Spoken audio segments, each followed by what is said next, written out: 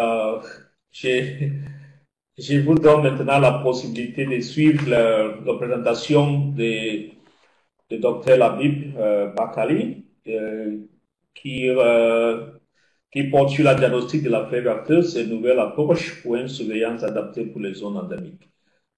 À vous, Dr Labib. Merci, Dr. Wellington. Bonjour à toutes et à tous. Tout d'abord, permettez-moi de remercier chaleureusement l'UFMJ et son équipe pour m'avoir invité à ce webinaire. C'est un grand plaisir pour moi d'être parmi vous aujourd'hui pour faire une petite présentation rapide sur le diagnostic de la fièvre aphteuse au laboratoire et vous présenter une nouvelle approche pour la surveillance qui semble être adaptée pour les zones endémiques. Donc, je me présente pour ceux qui ne me connaissent pas. Donc, moi, je suis Labib Bakali Kassimi. Je travaille au laboratoire de santé animale à Maison-Alfort de l'ANSES en France. Donc, je suis responsable du laboratoire de référence pour la fièvre aphteuse, qui est le laboratoire national de référence et laboratoire OIE, FAO et l'Union européenne de référence.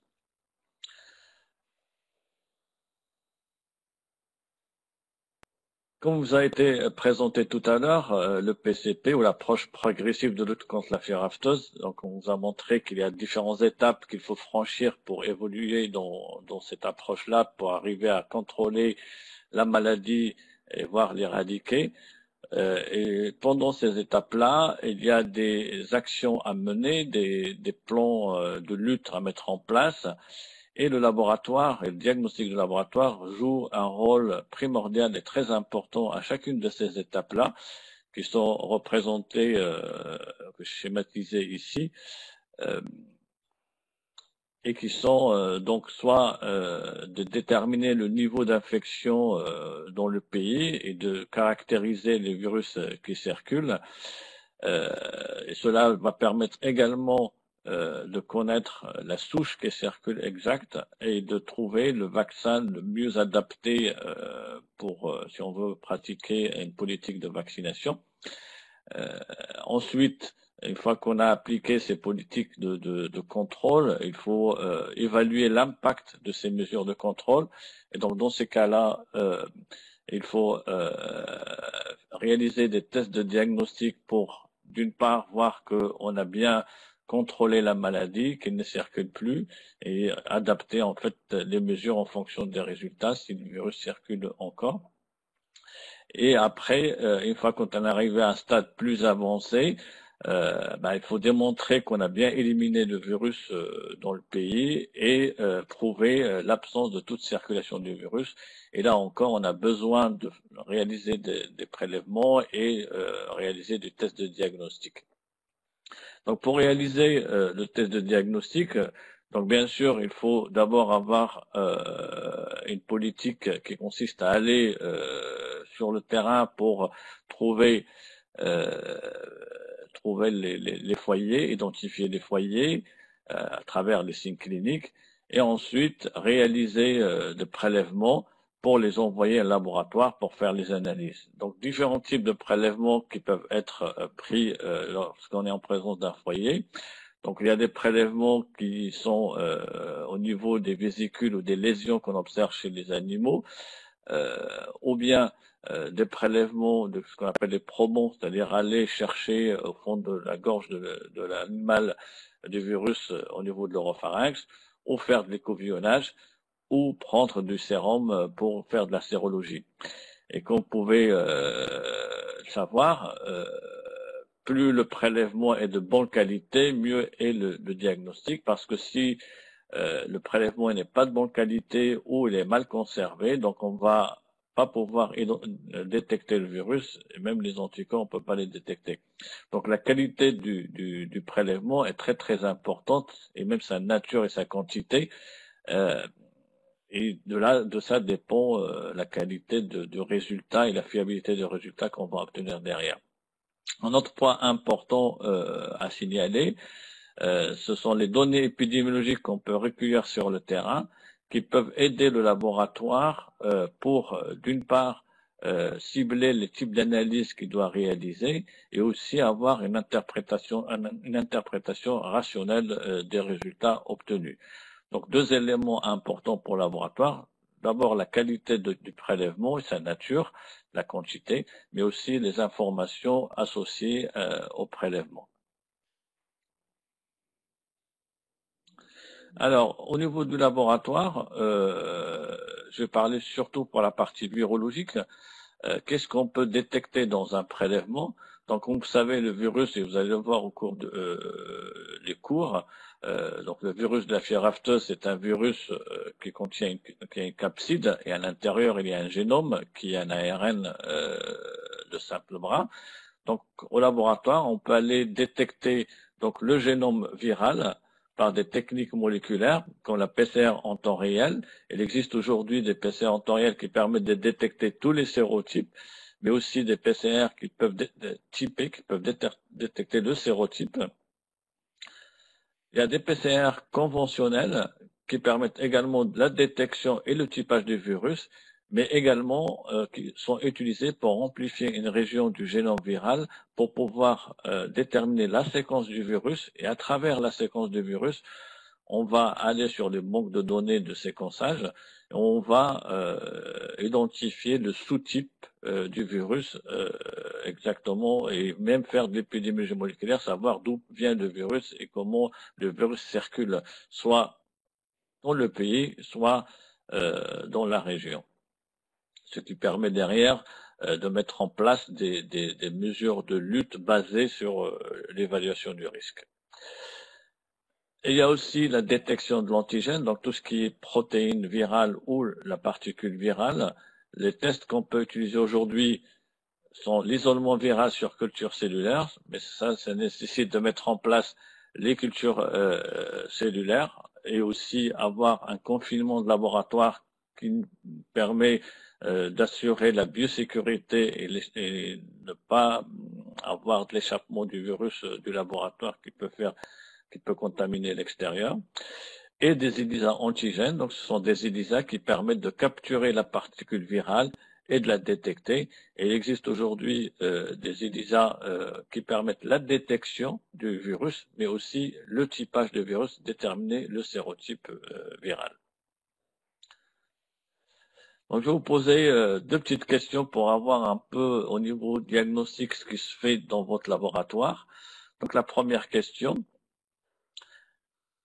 donc est-ce que vous réalisez le diagnostic et la caractérisation du virus dans votre pays? Donc soit vous réalisez la détection et la caractérisation, soit vous faites que la détection mais vous ne faites pas la caractérisation, soit il n'y a aucun des deux, soit vous ne savez pas ou vous ne votez pas.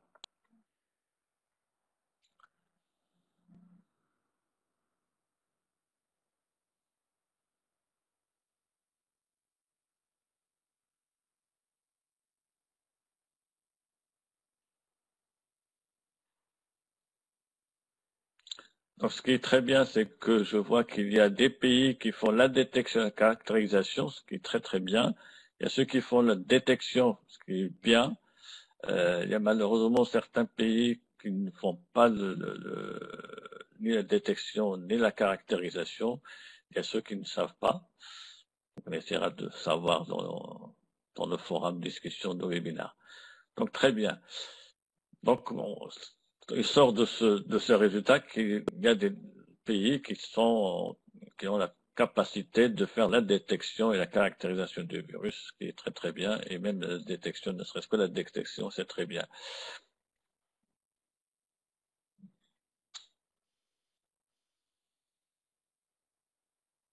Il y avait une deuxième question, je pense, après.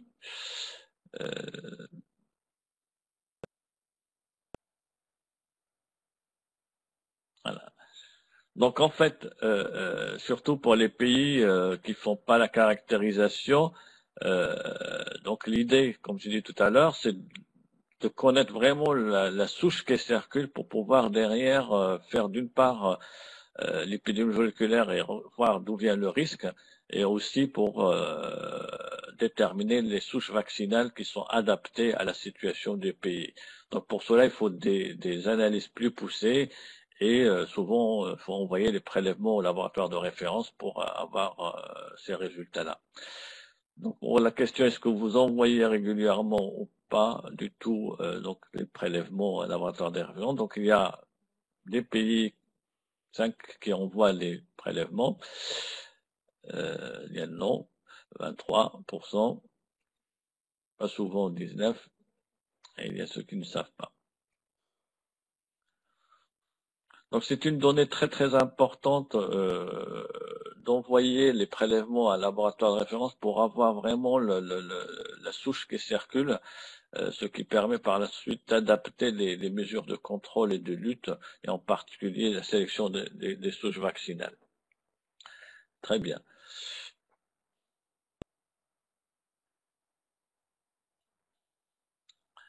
Donc, comme j'ai dit tout à l'heure, il est très très important de soumettre régulièrement des échantillons au laboratoire de référence pour la caractérisation de la souche. Mais on sait au jour d'aujourd'hui qu'il y a beaucoup de difficultés qu'on peut rencontrer pour envoyer les prélèvements quand on a les prélèvements. Et ces difficultés viennent du fait que l'envoi de prélèvements de terrain à un laboratoire de référence est considéré comme un envoi de matière infectieuse qui doit être envoyé sous régime de froid, donc souvent carboglace, ce qui fait un poids important du colis à envoyer et même sa taille. Et donc, avec ces deux aspects-là, la dangerosité du contenu et le poids, souvent le coût est très élevé pour envoyer les prélèvements, ça peut aller jusqu'à 2000, 3000 euros pour envoyer un colis. Il y a même aussi des difficultés avec certaines compagnies aériennes qui refusent de prendre en charge ce type de colis, mais aussi, étant donné qu'il faut des autorisations pour envoi de ces prélèvements et les imports, donc ça nécessite donc de demander ces autorisations, mais aussi il faut qu'il y ait un transporteur agréé qui puisse faire ça, ce qui souvent n'est pas possible de trouver, ce qui retarde un peu les envois. Et donc, devant ces difficultés-là, c'est vrai que les gens, les pays, ils ont du mal à soumettre les prélèvements au laboratoire de référence. Donc, je vais vous présenter là une façon que nous, on a développée qui permettrait donc d'améliorer ces envois et de les faciliter. Et en fait, ça vient de l'utilisation d'un test rapide qui s'utilise sur le terrain, qui s'appelle qu'on appelle le PanSight test. Donc, c'est un test d'immunodétection sur bandelette. Donc, c'est un test qui se pratique sur le terrain, qu'on peut faire sur le terrain, qui est rapide, qui ne nécessite pas de matériel particulier. Et en 30 minutes, on a le résultat. Il est constitué de deux kits, en fait. Un kit qui permet l'extraction et le broyage de tissu, et un kit qui permet la détection. Donc, dans le kit d'extraction, il y a un petit flacon avec du sable à l'intérieur et un piston. Et dans le kit de détection, on a des tubes, on a des pipettes en plastique, on a un tampon de dilution et on a les dispositifs pour tester et le coton-tige pour faire des échantillonnages. Donc, dans ce package-là, il y a tout ce qu'il faut pour faire l'analyse. Et en quoi consiste l'analyse? Donc l'analyse consiste, si on est en présence d'une vésicule non rompue, donc on peut prendre avec une seringue le liquide vésiculeux, ou avec les covillons, on peut gratouiller la vésicule pour récupérer un peu du liquide. Et dans un tube là qui est présenté ici, on met quelques gouttes du tampon qui est présent dans le kit, à peu près 10 gouttes, et on touille dedans les covillons où on injecte le liquide vésiculeux, et l'échantillon est prêt à analyser. S'il s'agit de vésicules, donc on prend le tube, le flacon avec du sable, on rajoute un peu de milieu de tampon, donc de dilution, on coupe en petits morceaux le petit bout d'épithélium qu'on a collecté, on broie avec le piston. Une fois qu'on a broyé avec le piston, on laisse reposer un peu et on récupère avec la seringue, la pipette qui est dans le kit, dans un tube Eppendorf, le liquide, et il est prêt à être analysé. Ensuite, dans le dispositif qui est là au milieu du test, on prélève avec la pipette un peu de liquide là qu'on a préparé, de l'échantillon. On le pose dans une cupule qui est présentée ici en bas, et on attend. Donc le liquide va migrer dans le dispositif et on commence à lire à partir de 10 minutes et la lecture s'arrête à 30 minutes après ça. Et voilà ce qu'on voit. Donc on a sur ce dispositif, on a une partie qui est le contrôle, comme vous voyez à gauche là, en haut, là où c'est écrit C, il y a une bande, ça veut dire que le test a bien fonctionné. Et dans la partie où c'est écrit T, c'est la partie test. Si on a une bande, ça veut dire que l'échantillon elle est positif. Si on n'a pas de bande, ça veut dire que l'échantillon elle est négatif. Et en bas, vous voyez des dispositifs réels qui ont été analysés avec des bandes au milieu. On voit très bien que les échantillons sont positifs. Donc ce dispositif-là, ce test-là, il peut être utilisé sur le terrain pour voir est-ce que c'est la fièvre aphteuse. Et au jour d'aujourd'hui, on commence à développer aussi des tests similaires qui permettent de typer, parce que celui-là, il est fait pour identifier la fièvre aphteuse, mais il y en a d'autres qui sont en cours de développement pour réellement typer le virus sur le terrain.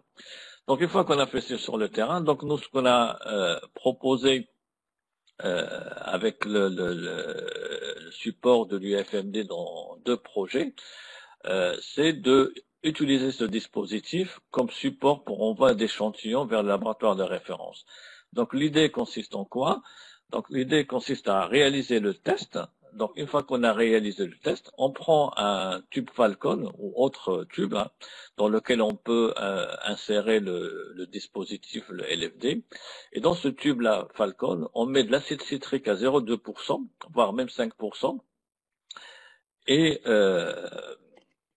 Et on plonge dedans donc le dispositif LFD pendant 15 minutes. Une fois qu'on a mis ça là-dedans, on a montré que le virus est complètement inactivé dans le LFD. Ensuite, on élimine l'acide citrique dans la ferme dans un seau et on ferme le tube en laissant dedans le dispositif. Ensuite, quand on arrive à une zone de décontamination, donc en général à la sortie de la ferme, on a une zone de décontamination, on plonge ce tube-là Falcon dans lequel il y a le dispositif LFD, on l'en plonge dans une solution de décontamination et donc le tube il est décontaminé de l'extérieur. Et dans une zone propre, à ce moment-là, on prend ces LFD, on les met dans des petits sachets, on les met dans un triple emballage très petit et on envoie ça à un laboratoire de référence. Donc ce protocole-là, il est aujourd'hui en cours de validation en collaboration avec nos amis et collègues au Sénégal, au Nigeria, en Turquie, en Pakistan. Donc il est en train d'être réalisé terrain. On a aussi pratiqué le test en Mali, l'UFMD avec Vétérinaires sans frontières. Et l'avantage, c'est que d'abord, il y a moins de risques d'avoir du virus vivant parce que le virus est inactivé. Et aussi, l'envoi se fait à température ambiante, donc on a un petit paquet, ce qui réduit considérablement les coûts d'envoi.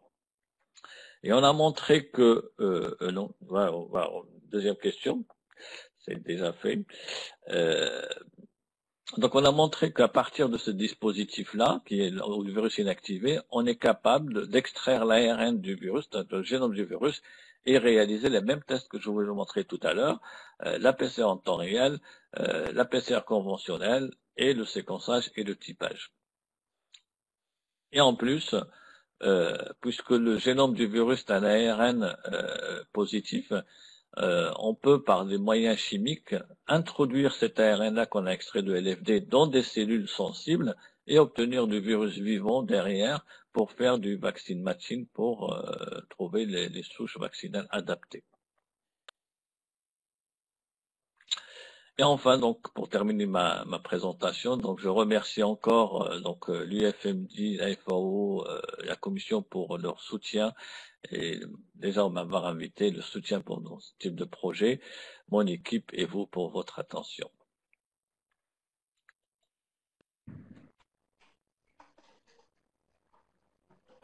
Merci, Dr Habib.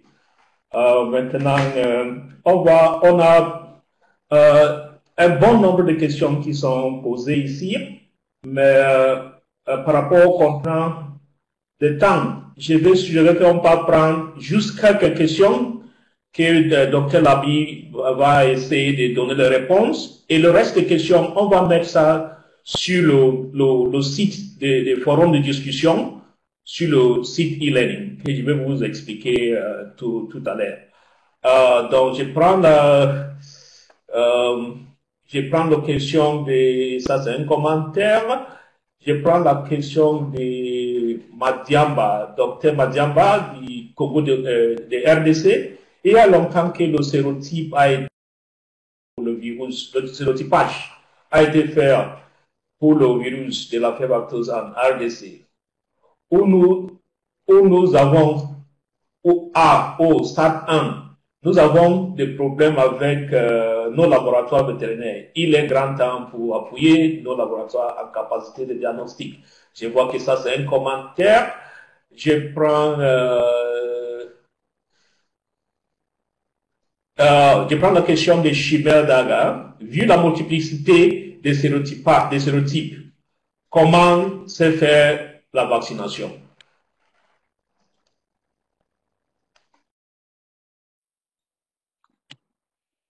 Alors, ce qu'il faut savoir, c'est que d'une part, ce que j'ai dit tout à l'heure, ce qui est important, c'est de savoir qu'est-ce qui circule dans le pays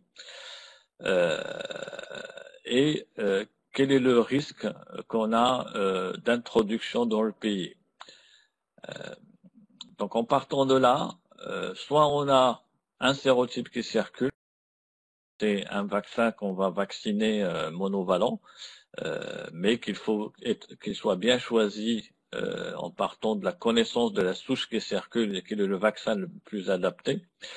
Soit maintenant, on a un virus qui circule, mais on sait qu'on a un risque d'introduction d'un autre sérotype qui est dans les pays voisins, et dans ce cas-là, on va faire aussi une vaccination préventive. Donc, on peut prendre des vaccins bivalents ou trivalents pour vacciner contre 3 sérotypes. Si maintenant on a les 3 souches sérotypes qui circulent, ben on peut prendre des vaccins trivalents pour vacciner.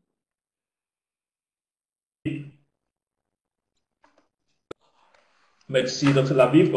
Je prends une autre question. Je prends la question de Mabadou Seyer. La fièvre aphteuse étant la fièvre, ça a bougé. Un instant.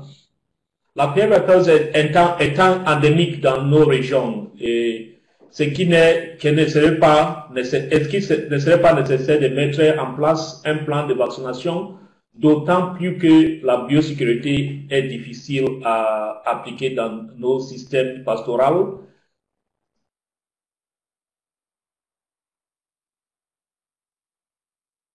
Allô?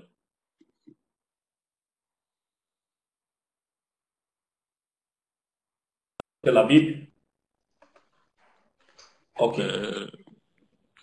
J'avais pas entendu la question en entière, mais si j'ai bien compris, la question est, est-ce qu'il faut pas appliquer la vaccination, c'est ça?